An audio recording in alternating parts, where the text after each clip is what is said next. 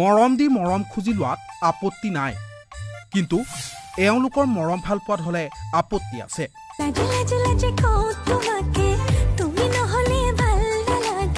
ভাল পোৱাজনক মনৰ ভাৱ প্ৰকাশ কৰোঁতে লাজ লাজ ভাৱ এটা থকাটো স্বাভাৱিক। অন্তত এইকণ লাজ কৰিব লাগিছিল। আপোনজন কাষত থাকিলে সকলো থকা যেন লাগে, হলেও দুটিকৈ সন্তানক এৰি থৈ যাব নালাগিছিল। হয়, মলয়া বাইদেউ পলাই গ'ল। ৰীল বনাই আপোনজনৰ প্ৰতি ভাল পোৱা প্ৰকাশ কৰা নাৰায়ণপুৰৰ সেই মলয়া বাইদেউ পলাই গ'ল। শিৰত সেন্দুৰ দি লৈ গ'ল বুলি পেলাই কালি খবৰ পাই ল'ৰাই। ৰাজগড় গাঁও পঞ্চায়তৰ 4 নম্বৰ ৱাৰ্ডৰ ৱাৰ্ড মেম্বাৰগৰাকী দুটিকৈ সন্তানৰ মাতৃ।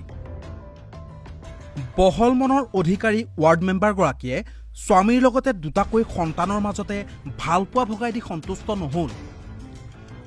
প্ৰেমৰ সাগৰত সাঁতুৰি নাদৰি ভাগৰি নপৰা ৱাৰ্ড সদস্যা মলয়া বাইদেউ পলাই গ'ল ৰাজগড় জুতুলিবাৰী প্ৰাথমিক বিদ্যালয়ৰ শিক্ষক তথা দুটা সন্তানৰ পিতৃ দিব্যজ্যোতি গগৈলৈ। নাৰায়ণপুৰ মণ্ডল বিজেপিৰ IT চেলৰো এগৰাকী সক্ৰিয় সদস্যা আছিল মলয়া বাইদেউ।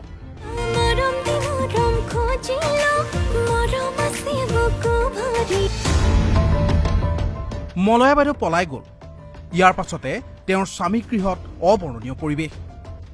পৰকীয়া প্ৰেমিক দিব্যজ্যোতি ছাৰৰ ওচৰলৈ কেৱল এসাগৰ ভাল পোৱা লৈ যোৱা নাই, মলয়া বাইদেৱে লগত লৈ গৈছে এখন স্কুটি, সোণৰ গহনা আৰু মাটি বিক্ৰী কৰি পোৱা লক্ষাধিক টকা।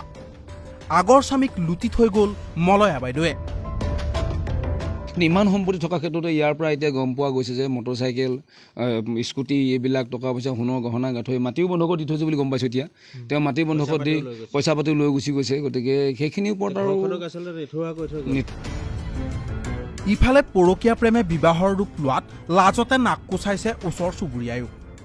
ৰাইজৰ লগতে পৰিয়ালৰ দাবী শীঘ্ৰে মলয়া বাইদেউৰ ৱাৰ্ড সদস্যাৰ পদ বাতিল কৰিব লাগে, অপসাৰণ কৰিব লাগে শিক্ষকতাৰ দৰে পবিত্ৰ বৃত্তিত নিয়োজিত দিব্যজ্যোতিকো।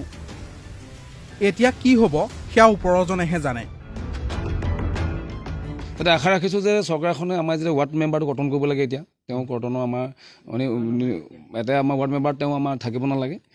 ইফালে তেওঁ এজন শিক্ষক হৈ যে শিক্ষক সমাজৰ এটা ঘৃণনীয় কাম কৰিছে। শিক্ষক সমাজে কি বা সিদ্ধান্ত লয় আমি পৰৱৰ্তী কাৰ্যত দেখা যাব যে শিক্ষকে তেওঁ কিদৰে চায় আৰু কিদৰে এই বিষয়টোৰ ওপৰত তেওঁলোকে কিদৰে আলোচনা কৰি। বিহপুৰীয়াৰ পৰা দেৱজিৎ কলিতাৰ ৰিপৰ্ট, ETV ভাৰত অসম।